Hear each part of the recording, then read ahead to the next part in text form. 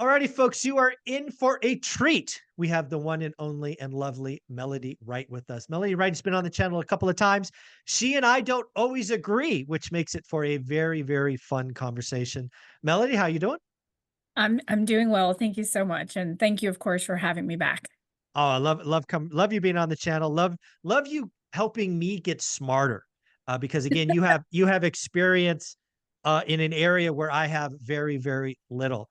So let's just remind folks if they don't know who Melody Wright is, talk about your history, your track record, a little bit about resume, and then we'll get into the fun part of the conversation. Sure. And so I'll go really quickly, but I fell into mortgage in 2006 by complete accident, which is how everyone gets into mortgage. And it was at a very turbulent time. It was right at the top of the previous cycle. And we'd been purchased by a private equity group, Cerberus Capital.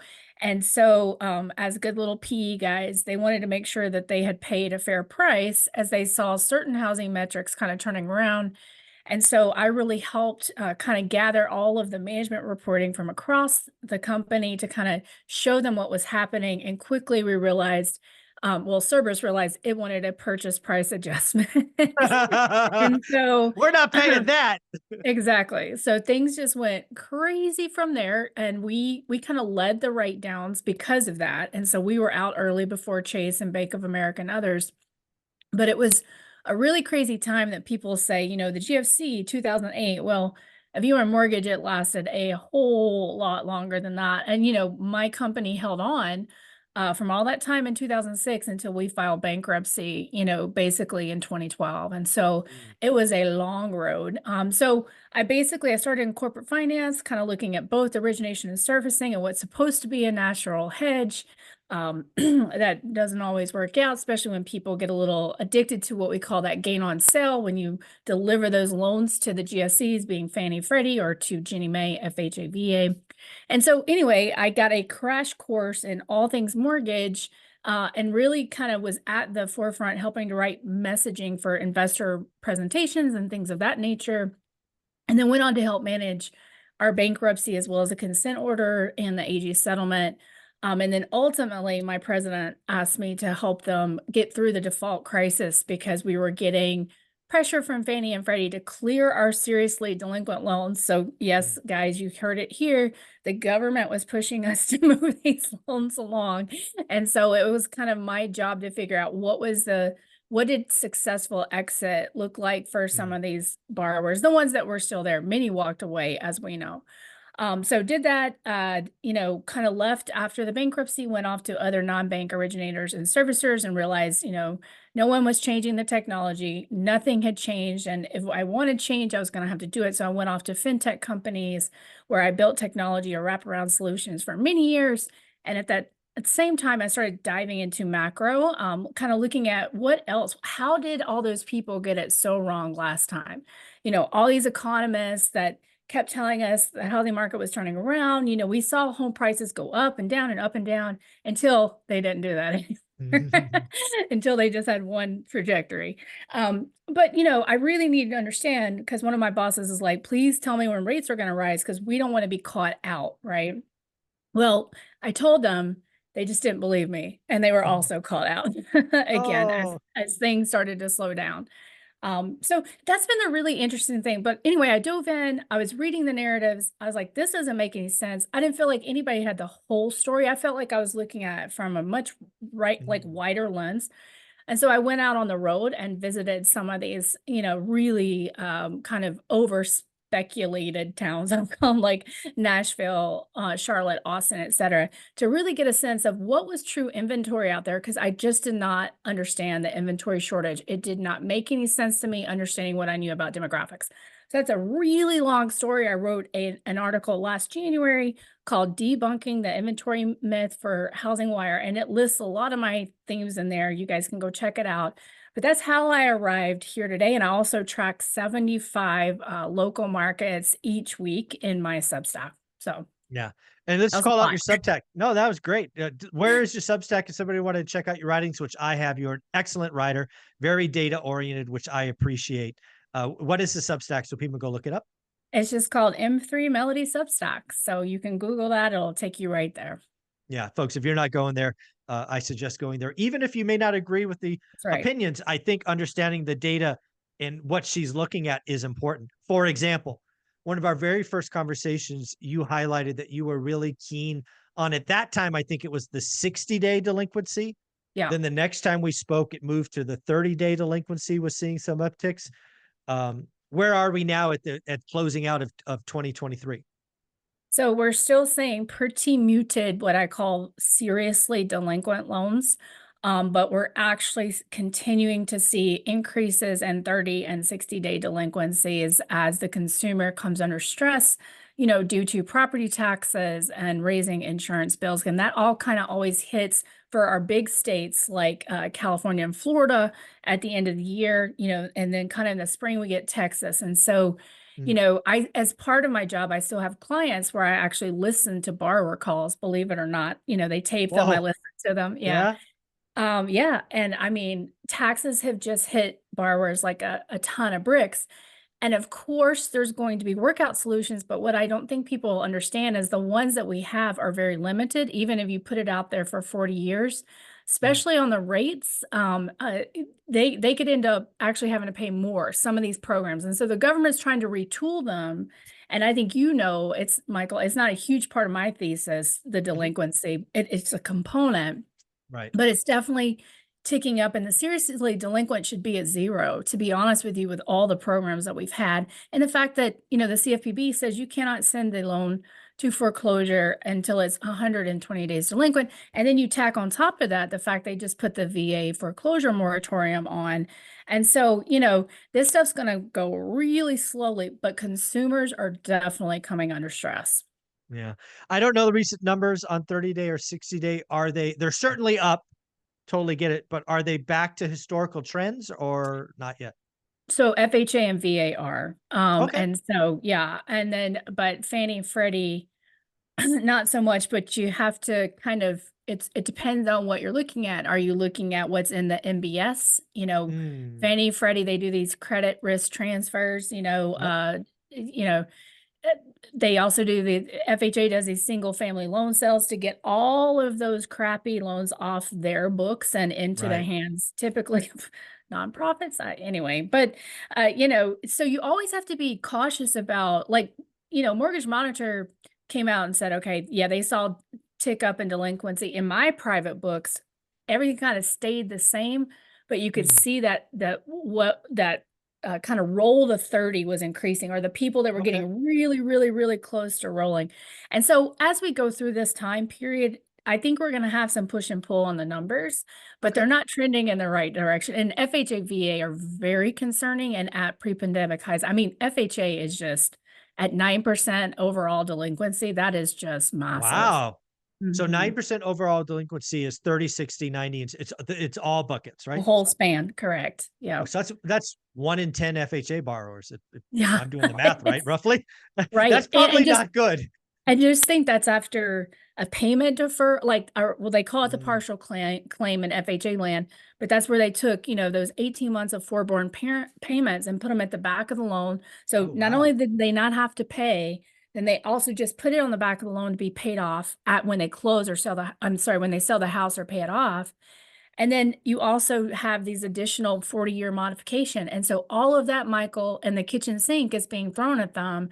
And we Right. still have over 9%. And actually it's more, it's like 9.4%, Yeah, let's just 9.5. call it 1 in 10. Let's just call it 1 in 10. Exactly. Yeah, let's just round up just a little Yeah, bit. Yeah, exactly. I So there had you go. again, 1 in 10, 30, 60, 90 are serious. Those are the buckets, right? The 4 Yeah. buckets. Wow, I had no idea. All right. That's not good. And what was it like 2018, 19, like 6, 7%?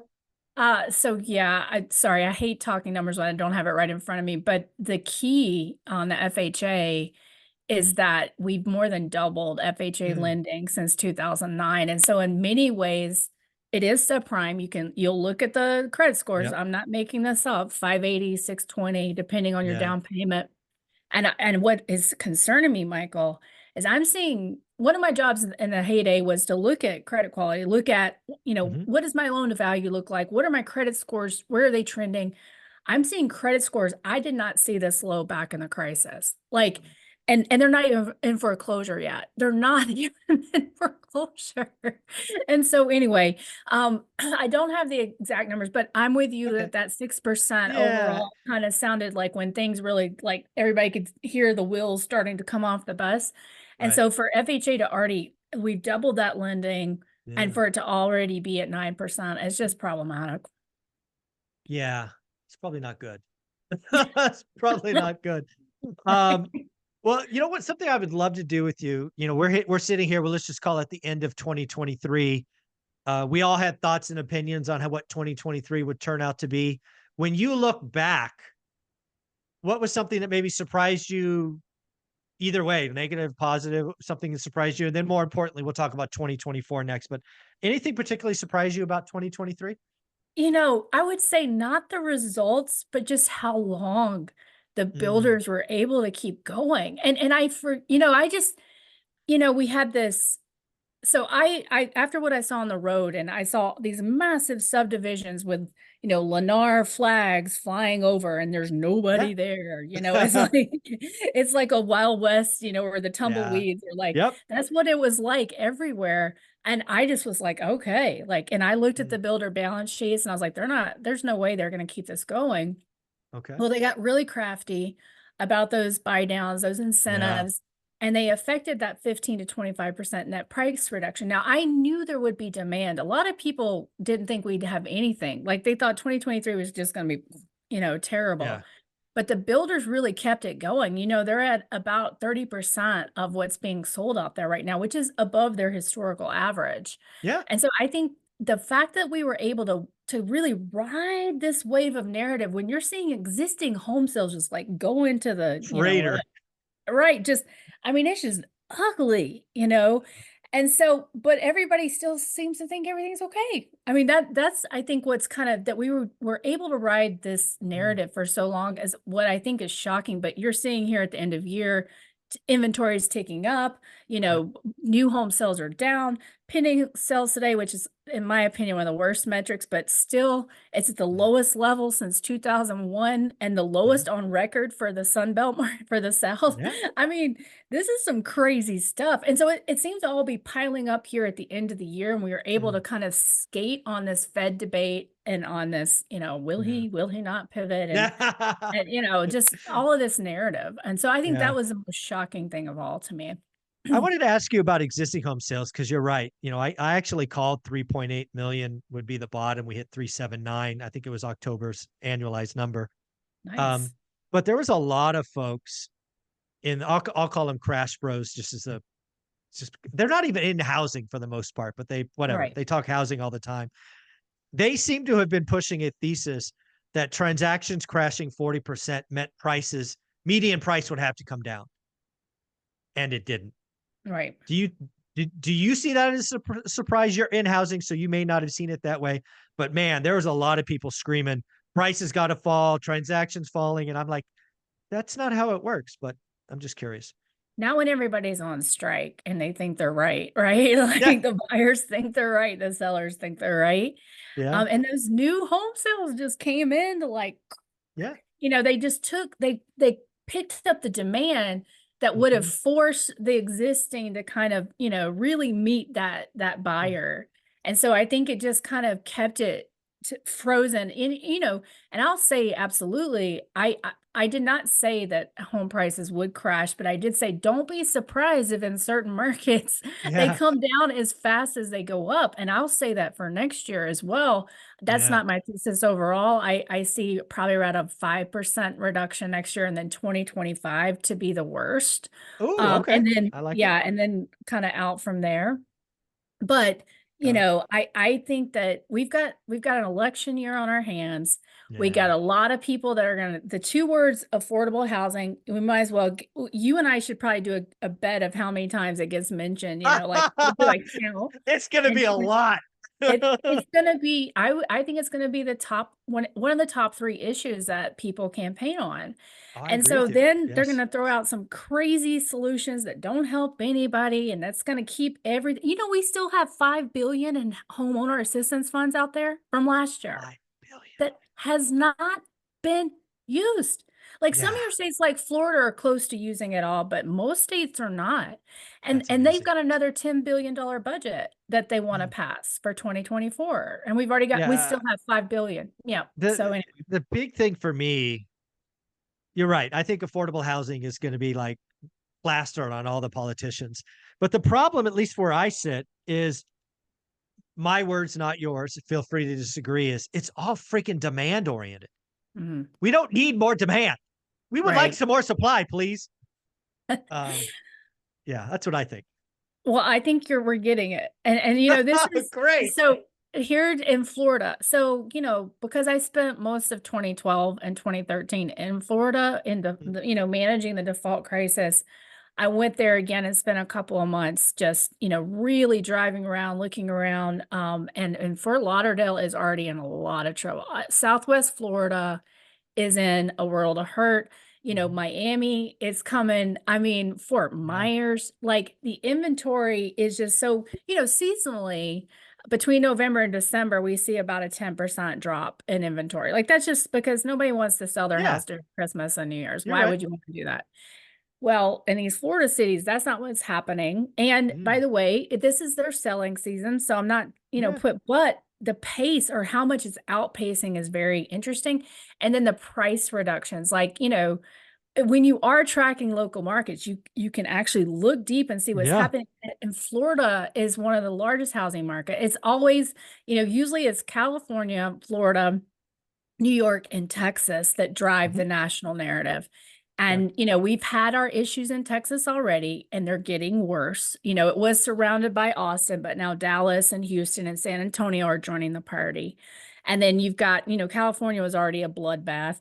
And then you've got, you know, kind of Florida is starting to make its turn. And there are a couple of key cities in Tennessee that I think Tennessee this time around, because of all the speculation, Mm, you know, Johnson City, where I am, was one of the top 4, you know, best places to move last year. wow. But we're starting to see those markets come under stress from a inventory is growing, and not only listings for sale, but listings for rent, as well as they have elevated short-term Mm, rental listings. So, yeah.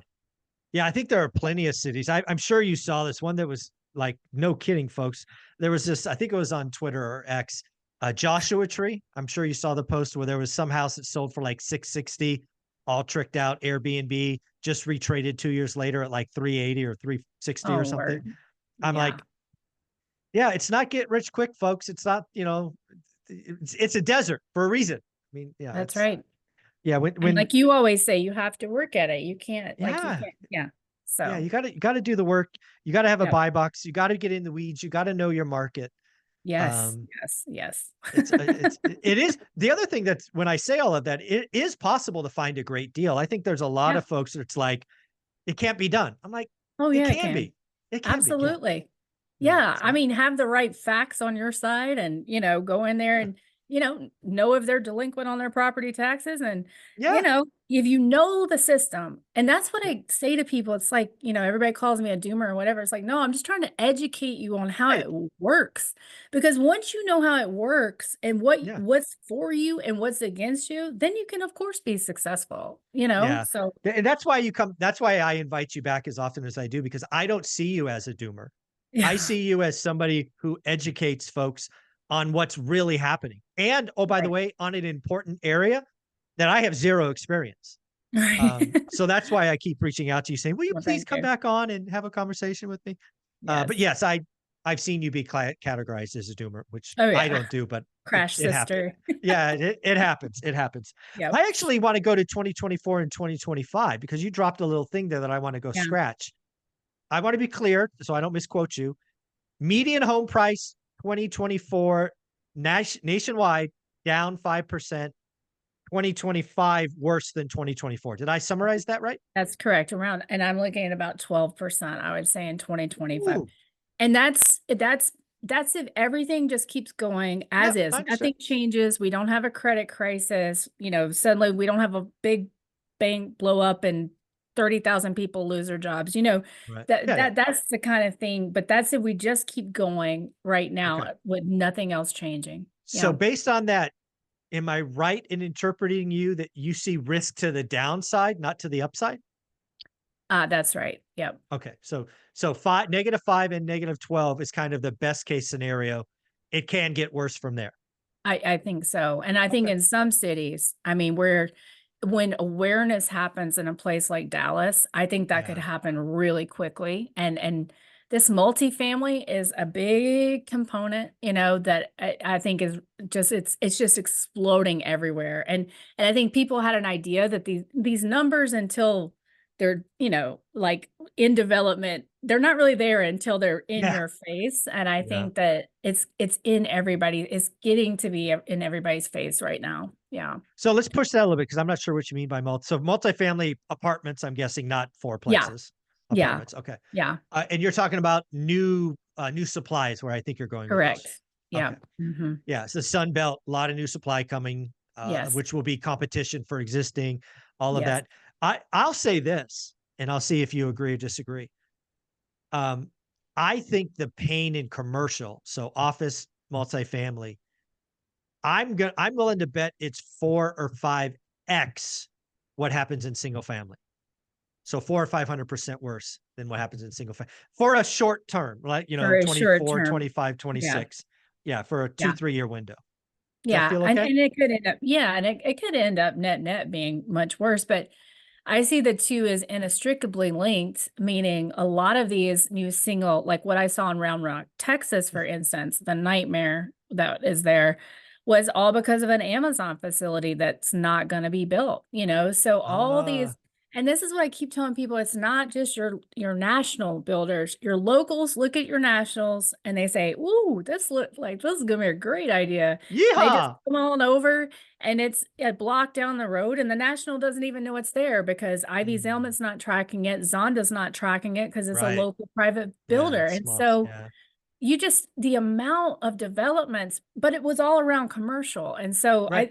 I think that these 2 are very linked. We're gonna soon find out, like, for Mm, instance, in Las Vegas, where the whole Hugh Henry Center not Hugh Henry, gosh, I'm gonna get it wrong, but anyway, this yeah. huge center there of, like, 12 Class A commercial, Mhm, it's going by the wayside. I mean, it's over there. There's nothing mm. left, and so they went out and built more in the exurbs, but you also have more inside. So somebody's gonna, be a big loser here, and I Somebody's think taking a haircut. exactly, exactly, Yeah. yep. Yeah, it's really funny because again, a lot of those Class A things, it's owned by REITs, obviously, which will hurt stock Mhm. portfolios, Yeah. insurance companies, which will hurt, Yes. rates, and there's a lot of the Class A stuff was always seen as, like, the gold standard, Yep. and Yep, yeah, location matters. Yeah. yeah, location matters, so it's really so let's talk about 2024 because, Yeah. we certainly disagree about 24. I think the chances of it being up 5% are greater than and again, we're talking national, we're Yeah. not talking Austin or Miami or, your city Aggregate, is your correct. city. Yep. Mhm. Um, and I think most of that is because I see the chances of quote unquote a soft landing, meaning positive GDP growth all 4 quarters. I see interest rates kind of settling in the low sixes. I really hope we don't crash to the low fives because that would be bananas. Mhm. Um, but when I look at 2024, I would say unemployment stays below 4.3, rates are call it 6, and we have no recession. And in that case, I'm going to call national up 5%. Which of my 3 categories do I have wrong, you think? Well, I so rates to me with everything that's going on globally right now, that's the biggest wild card. Like we don't, Mm, I mean, there's a lot of national actors that impact, that 10-year mm, treasury yield, which is what mortgage rates track. They don't er, what the Fed does on the short end, it's a things are all tied together, but we yes. watch those 10-year rates and what's going on in Japan could have some impact, but there is something, and I really hate spending a lot of time talking about the Fed, but I will say that something was seen on the horizon, whatever that Mm, was, and I I think agree. I agree. if you follow Danielle DiMartino Booth, I she's do. called the recessions, and I know you do, and she's called the recession starting in October. And I got to be honest with you, every leading metric I look at, something happened in September. Like it was, I Mm, mean, like beginning of October, it was like, vroom, like just the mm, floor dropped out. So I think that likely they're if we're not wanting already, like Danielle says, and I just predictions aren't my thing. No, no, I Um, got it. Yeah, it's yeah, fine. path is, but I do believe we're gonna have a recession. If we don't have it next year, it's coming soon on the heels because what's happening with property taxes and insurance means people aren't spending. And if you have, Yeah. a It minute doesn't for go. a little Yeah. story, I have, Yeah. Go ahead. in my family, two doctors, top 20%. you know, I look at them a lot of times to see what's the behavior of the top Yeah. 20%, right? And so last year, so I asked them first thing, okay, where are you guys going this year? Because they always do two big, huge, fun trips and little ones. And last year they did, almost 8 days in New York City at prime. It was very expensive. They did a 10 day Italian, France, Mm. Spain cruise. And then they weren't going to do anything, but their friends invited them to like Turks and Caicos and said, "Hey, we'll pay Why your not? yeah, we're gonna cook everything for you. All you have to pay is airfare." And they're like, "Okay." They thought, "What a deal, right?" Mm. Oh no. And so the answer was, "We're not going anywhere next year." Okay. And it's time to start cutting down the Starbucks visits. It's Mm. time to start cutting down the Chick-fil-A visits. Ah, And okay. and I think that so even your top 20% has come to a point where like, you know what? Like this just we can't keep doing this if we're not gonna, because they're not they have poor kids that'll be going to college, and Yeah. we've seen college costs just go through the roof. And so, to me, a lot of times it's individual stories, but they all kind of Oh, yeah. coincide together. I And love so it. I think that the top 20 might be ready to like pull back a little bit. And so with them pulling back, as well as those that decided, the 60% that decided to pay their student loans, not all of them, but I think you've got the K collapsing now. And Mm. so I think from the top and the bottom, you're going to see constricted spending. And Hmm. I think that that's going to speed up the Uh, recession. Yeah. I love that logic. I love this story. I think the top 20%, the last time I saw it, makes up 43% of all discretionary spending. Right. So if they are pulling back even a little bit, that will absolutely hurt an economy that is consumer driven. So I think that's excellent logic. I'd be remiss if we didn't talk about 2025. You likely know this, but I'll share it with the audience. The worst year of the Great Recession, housing was down negative 8.9% on a national basis. So a 12% decline. I think I wrote that down right. Um, Quite the call for 2025. Yeah, it is. We'll see how it goes. We'll Yeah. see. I just feel like everything that as much as we think a lot of the programs have run out and all Mm. this, there's still money out there sloshing around. And I think that the election, they're going to do everything they can to prop it Right. up. Like the little guys will be spinning in the wheels. But I think that after the election's done, it's going to be like, yeah, okay. And then the fighting's really going to begin about, Yeah. debt spending, all that stuff. So it's going to, I mean, hopefully we get there. I know some people are very cautious about this 24 election, but Right. I think we'll get there. So it's because you and I both lived. You were far more in it than me, but we were both active during '06 to 12, which were painful, right? That had to be a Mhm. hard 6 years. Saw lots of people Yeah. suffer lots of pain. It still hits me really hard. A 12% decline in 25 when the worst year was 8, 9. Now, maybe that's because it's collapsed in a shorter duration because the Great Mhm. Recession really was 6 years, kind of maybe 7 years top to bottom. Maybe what you're saying is 20 we're gonna do that in less time frame. Is that kind of Correct. Because we got there in such a faster time got frame. it. I think we'll Okay. correct it faster as well. And so, yeah, All right, I get that logic. yeah. I like that. But, I like that. who knows? No, it's so far away. So many Yeah. things can change, black swans left and right, Yeah. all of those things. But Yeah. I love our conversations. I love the fact that you bring a different slant and experience to the channel. Melody, right? Lots of people need to be following you. Where should we send them? Sure. So you can follow me on X Twitter is what I call it. And it's X Twitter. X Twitter. It's M3_Melody, MELODY, at Substack, M3 Melody Substack, on LinkedIn, Melody Wright, and then also M3 Melody YouTube, which is I don't know why, but it's gaining a lot. It's um, awesome. some steam. Yeah. So Yeah. yeah. Go give her a follow on YouTube. Again, folks, you need to understand what's going on behind the scenes. Melody Wright has experience, knowledge on and skill that I do not have. She has access to data I do not have. She is someone that I listen to because she makes me better. So, Melody, thank you for being here. Thank you. Thanks for having me. And you make me better as well. So thanks. Awesome. Thank you.